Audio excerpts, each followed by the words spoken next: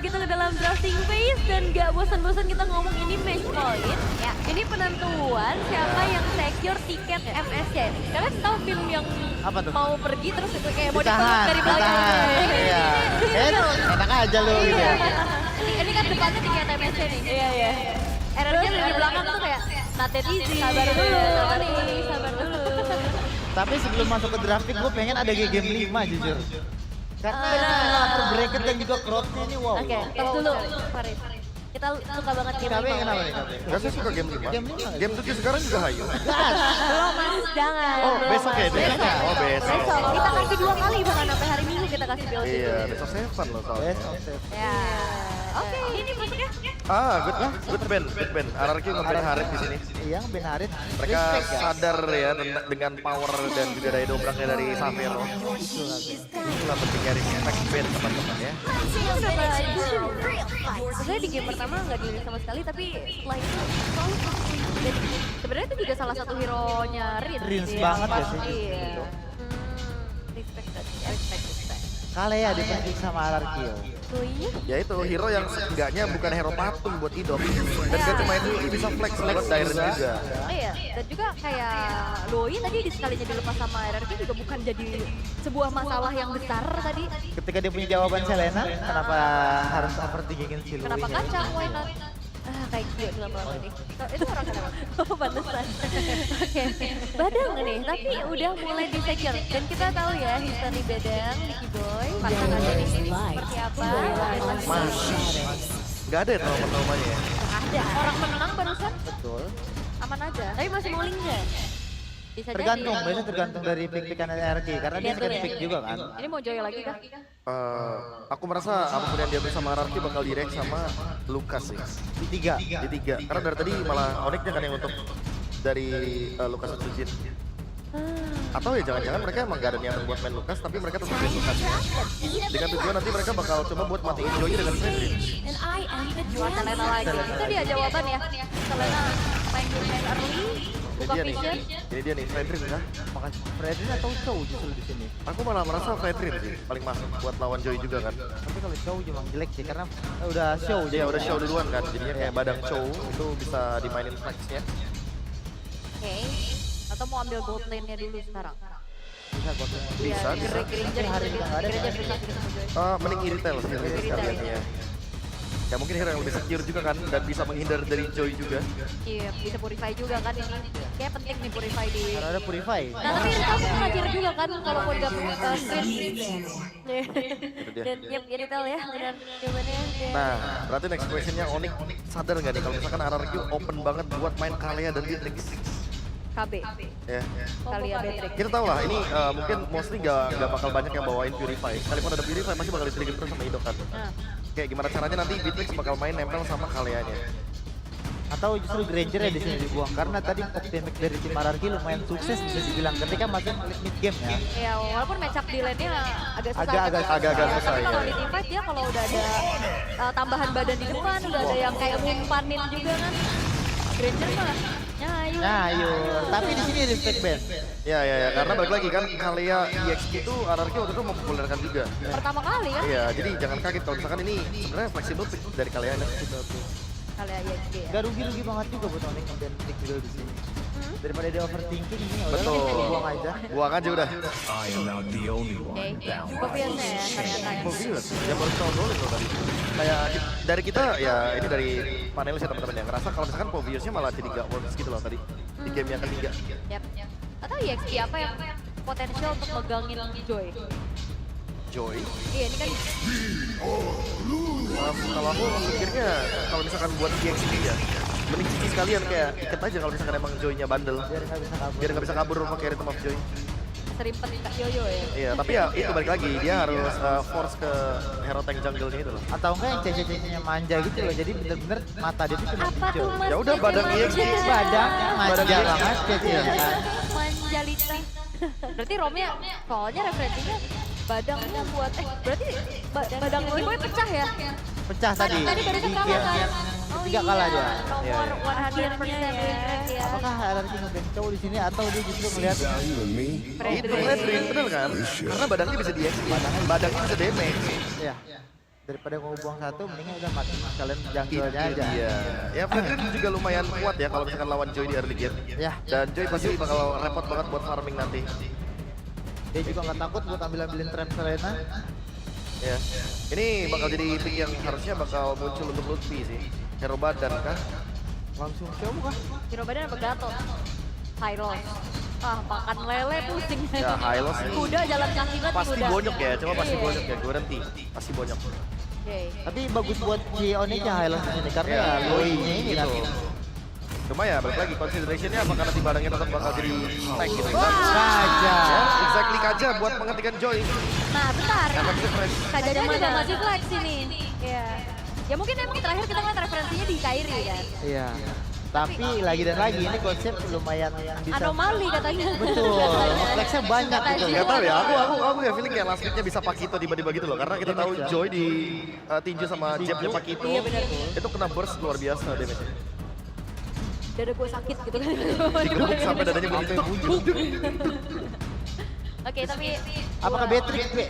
Yang tadi lu udah mention. Ya gue suka Beatrix sih karena balik lagi ada Kalea ya. Jadi option untuk main pick off-nya jadi lebih leluasa dan poke damage-nya jadi bisa nutup untuk yang cover-covernya target dari Kalea gitu. Tembak, toy. Nyaman. Masih mau main poknya, tapi nah gue lebih suka komposisi yang ini untuk di RRQ dibanding sebelumnya.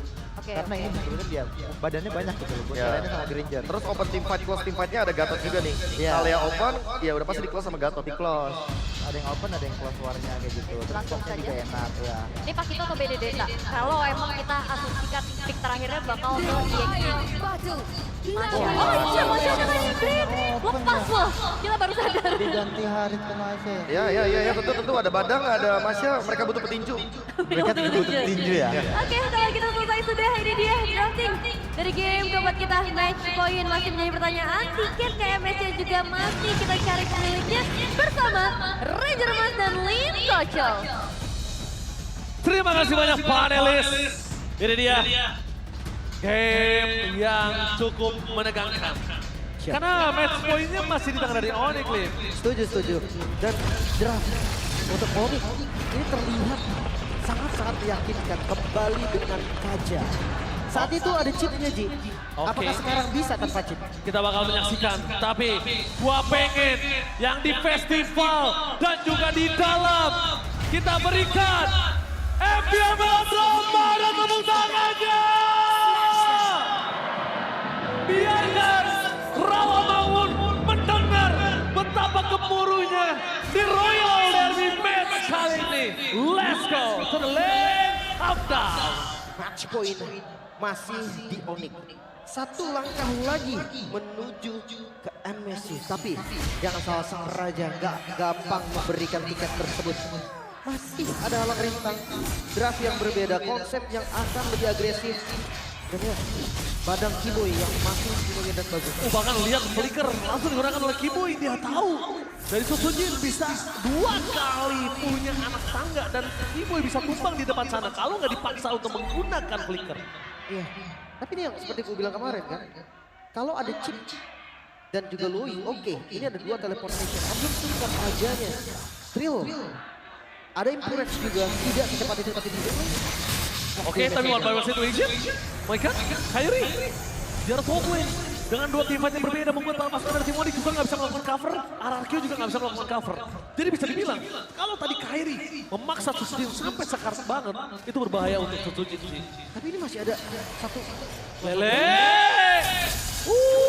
Jangan lupakan, Lele itu juga sakit di early game loh, Lim. Retribution oke keluar dua-duanya. Terlambat. Tapi level 4 nih sekarang untuk Kairi. Gue penasaran, akankah ada gerakan awal, ada kasih serangan dari awal atau nunggu sanksi yang 4? Divernya di cancel lagi, gak boleh pulang sama Idok. Ya Idok, memang salah satu roamer bandel juga. Jujur cukup menjadi roamer yang cukup mengerikan. Tapi Kairi sekarang dengan Ring of Order-nya, ini dengan Ring of Punishment-nya dia bisa untuk mendapatkan turtle dengan retribution kalau dia mau. Iya, ada damage yang lumayan besar ya. Apalagi nih, Oke, lihat di depan sana. Retribution berhasil didapatkan. Informasi jangan lupakan, Masya pernah di tangan dari Lutfi. Dan satu hal, sekarang RRQ bisa fokus gak pecah belah antara Kairi dan juga Masya tersebut. Ya karena Kairi akan bermain berempat, Ya. Masya akan main sendiri. Betul. Dan nanti Lutfi dia bisa langsung ngambil karakter. Kita tahu Granger dia nggak punya dash yang cukup baik untuk kabur. Mengandalkan spell, iya tapi Lutfi juga punya spell. Makanya harus dijaga. Mungkin nanti Idok, mungkin nanti Direct yang harus nempelin ke arah Toy. Dan di situ biasanya saatnya Safero bersinar. Oke, di balik itu semua kita menyaksikan ini agak cukup unik. Pasti jungle-nya ini juga nggak ada hentinya. Lihat Kairi bahkan dia tahu dia nggak mau ngasih sedikit pun chance dari Tsujin untuk bisa nge-invite. Dia nggak kasih celah. Cuma dengan adanya god laner yang masuk ke dalam sana ini berbahaya banget. Kenapa gue bilang berbahaya, Lin? Lihat Safero, dia clear dengan sangat cepat dan udah mulai terlihat sedikit permainan Lin. Oh iya. Masalahnya gini. Iya. Di awal, Onyx belum punya damage. Mengandalkan Sans menurutku nggak akan bisa. Satu item setidaknya dari Lutfi diajak tim fight baru bisa. Nah, Lutfi ini terlihatnya juga sedikit-sedikit gitu loh. Berbahaya, gak maksimal. Kalau dia terlihatnya maksimal mungkin bisa dikeselin. Tapi karena kelihatannya oke muncul, gak ada sebentar, hilang lagi, split, muncul, hilang sebentar. Jadi untuk RRQ dengan tidak adanya Loi atau tidak adanya chip, dia gak bisa respon cepat. Belum kelihatan semua ya. Dari powernya atau potensinya sebenarnya udah mulai kelihatan. Iya. Tapi itu kalau udah jadi item pertama, Hephaestus ini jadi kunci loh. Tapi kalau kita lihat ini, sambil kita menyaksikan, visionnya jelas kalau Loi-nya dapat. Kalau Loi-nya nggak dapat vision, ini nggak jelas sama sekali. Oh lele. Nah, connect. Dan hati-hati loh. Target dari Diversion bisa jadi tidak ada initial threat-nya. Hephaestus sudah jadi. Tapi kondisi kali ini, walaupun kita melihat RRQ awal jalan yang mulus, tapi beat to the left jangan sampai dilupain Lin. Jadi yang Diversion. Oke langsung ada dispersion di belakang sana. Lutfi pun juga harus Tsujin. Dizoningan begitu saja. Tapi nampaknya Kiboy hampir termakan. Para pasukan dari tim RRQ mendapatkan Lutfi. Dan bahkan Lutfi melakukan distraction dengan sangat manis. Tapi sedikit sayang. Retribution Kairi. What a steal. Total from Kairi. Sebenarnya yang setup Onyx juga loh. Dan distraction dari Lutfi tadi gak sempat ternyata membeli waktu sampai tertele diamankan dan Safero. Balikin kadang. Ya bisa kita lihat. Buying time yang diberikan lama, tapi cuma cukup sebentar waktu mereka mendapatkan Marvel, nggak bisa panjang. Iya. Karena Lutfi-nya juga nggak tahan lama sebenarnya aja. Dia satu bar SP langsung hilang, 2 bar. Dan tadi sampai spellnya loh yang dibuka, flickernya udah nggak ada. Ya walaupun positifnya memang turtle untuk Onyx. Tapi meskipun begitu lihat di depan sana, Toy mau dipasang Kiboy. Flicker for defensive masih berhasil diselamatkan. Membuat Toy tidak bisa ditumbangkan. Tapi jangan lupakan Kairi menjadi penjahat. Hilang sekejap. No flicker dan Kairi di penjudgment. Satu hukuman yang berhasil dimiliki dari seorang Kairi terhadap Toy. Membuat Toy tertunduk lemas tak berdaya. Tapi di sisi lain ada Lutfi juga yang tumbang nih. Continuous damage yang pasti. Tsujin bisa menumbangkan darah Lutfi yang begitu banyak. 3 bar HP bersama dengan Dairan. Tsunami Slam Commit. Ternyata perhitungannya matang. 1 tukar 1 walaupun ya kalau ngomongin rugi lebih rugi RRQ karena yang hilang Toy. Iya, tapi melihat dari Lutfi memang bukan di early game, powernya di arah mid late game, dia cuma cukup jadi ini doang, cannonball. Udah dia cukup boom, meledak sekali, lanjut atau enggak, yang penting targetnya tumbang. That's it. Tuker ya. Even dia tumbang setelah itu pun nggak masalah. Nggak masalah, emang itu tugasnya. Cannonball, 1 kali tembakan yang penting meledak, pastikan dapat 1 poin. Ya tinggal targetingnya aja nih. Entah Toy, entah Tsujin. Menurut gua dua-duanya ini bisa banget untuk ditarget. Malah menurut gua, kalau Dairan muncul depan hidungnya aja bisa dikomit. Tapi agak berat sih jujur Dairan. Dia experience, dia punya level yang cukup sebenarnya untuk grow. Tapi dari era mid lane, jujur dari keduanya sama-sama nggak punya high ground ya seperti yang tadi game sebelumnya juga. Mereka mengandalkan team fight, mereka mengandalkan initiate. Dan Kaja dari Kairi masih belum terlihat untuk defense yang sempurna. Oke, tapi nampaknya depan sana langsung coba dipasang dengan Tsunami Slam. Tapi ternyata Tsujin dengan Kimo yang terlalu lembut di depan sana berhasil ditumbangkan oleh para pasukan dari tim RRQ. Pertukaran bahkan kali ini tidak terjadi. Turtle di tangan dari tim RRQ, 1100 gold difference. Ini menandakan dari cannonball mereka belum siap dirakit. Meriam mereka belum siap. Oke. Tapi gini, kalau misalkan masuk di mid game, justru power dari RRQ ini akan lebih menurun. Karena dari Onyx-nya akan meningkat. Damage dari Lutfi yang udah punya item, damage dari Xavero yang udah punya item. Sekarang Diamond mau ada item atau enggak, dampaknya akan berbeda ketika pick off aja. Toy dan juga Sutsujin, damage dealer mereka yang harusnya 2 item tuh udah bisa online. Oke, tapi kita bakal menyaksikan di mana map control jujur Onyx masih pegang kendali. Sekalipun kondisinya Onyx kalah 800 atau 1000 gold, map control mereka cukup baik. Tapi lihat RRQ, gue senang banget sih sama trap yang ditaruh oleh Rins. Itu seakan-akan memang ngebuka dan ngedeteksi tapi Xavero. Oke, Xavero terlihat dan di komen begitu saja menaruhkan dia pasti dapat tapi lelenya kakak. Informasi yang sangat mahal, no purify for this time. Iya, terlalu jauh sih tadi. Sebenarnya mau di backup juga, tapi nggak bisa yang terlalu komit. Apalagi lihat dari Lutfi yang masih belum mau join. Ke arah Blade of Despair yang untuk item kedua sangat cocok sih. Kyrie, Thunderbolt, dan sisi lain. Tsunami Slam tanpa ada komit, mereka tidak bisa mendapatkan apapun. Tapi kalau di komit, sekalipun Kibo yang paling keras itu bisa dimakan. Nah, meskipun dengan ada Kibo yang mereka dapatkan, selama kondisinya mereka tidak memiliki map control, objektif netral pun nggak bisa mereka komit, Lip. Iya. Itu akan terjadi untuk kesekian kalinya backdoor, apalagi mereka punya Lutfi, Onyx. Benar.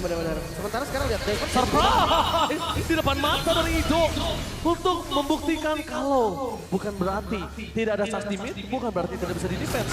Dia bisa datang kapanpun. Itu hanya motong travel time aja loh. Jadi belum kelihatan sampai saat ini untuk diversion yang agresif. Masih belum terlihat juga untuk pick off diversionnya. Mereka bisa lempar Lutfi mungkin. Kalau memang kurang mungkin bawa bareng sama Kyrie-nya. Kyrie datang dari belakang, damage langsung itu mungkin bisa jadi opsi. Tapi sekarang Lord yang muncul, RRQ mereka pegang kendali 1000 gold. Diamankan, masih bisa dikontes. Dari level tapi Kyrie beda 2 dan diversionnya kelihatan. Oke, tapi lihat kali ini perpasukan dari tim Onyx. Mereka bakal coba melawan setup. Darat! Sudah bisa dengan Purify berhasil mendapatkan suara saat semi perpasukan dari tim RRQ. Di fight Komit menuju ke belakang Toy. Deliver damage berbanding-banding dengan Xavero. Lele menjaga suara Kyrie dan hilang begitu saja. Terkena Skybeaster membuat Kyrie tersinggung. Bahkan Toy free hit. Double kill. Looking for triple kill. Dan membuat perpasukan dari tim RRQ dan juga Onyx kehilangan 2 jungler menandakan objektif masih berdiri tegak gagah menantang. Oh, hati-hati Xavero, damage dari Toy yang sangat terasa mid-nya berhasil dibongkar Onyx. Mereka kembali ada di posisi yang terancam.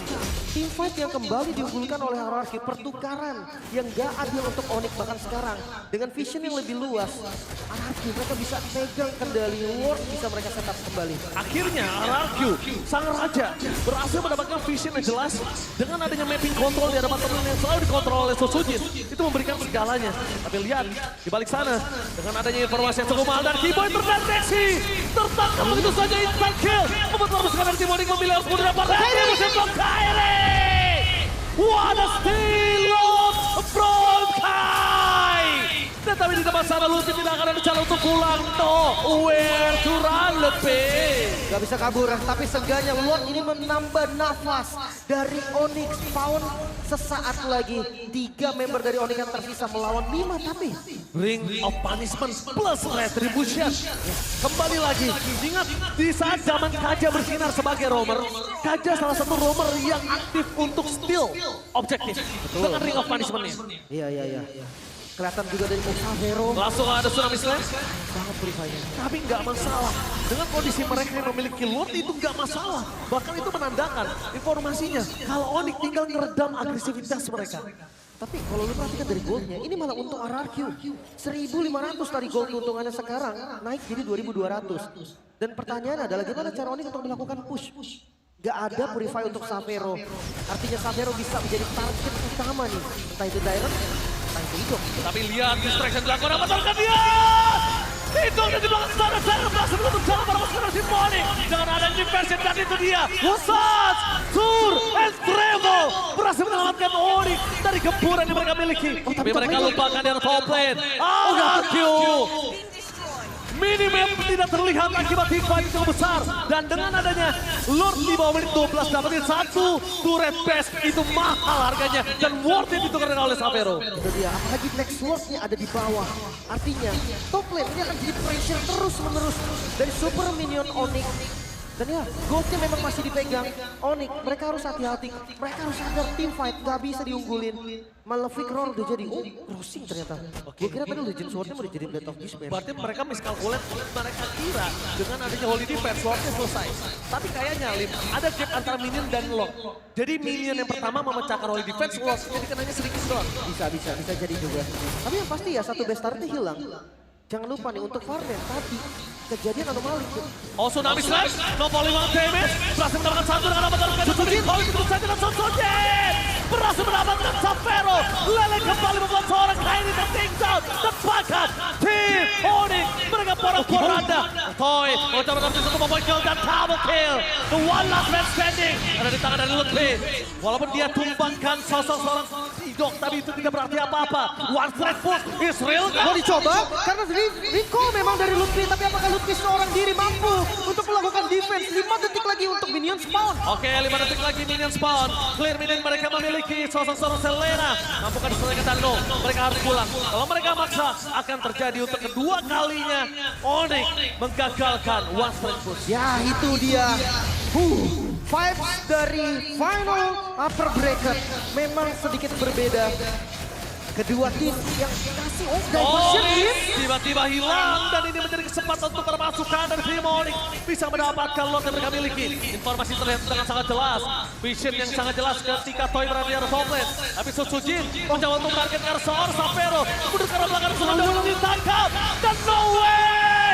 Sujin tershutdown. Sujin harus meredam sedikit agresivitas yang dia miliki. Oh no, tiba-tiba dua member dari RRQ harus tumbang dan momentum ditarik Onyx. Mereka bisa set up dari Lordnya dan pre-Lord untuk Onyx. Reload. Wow, ini dia.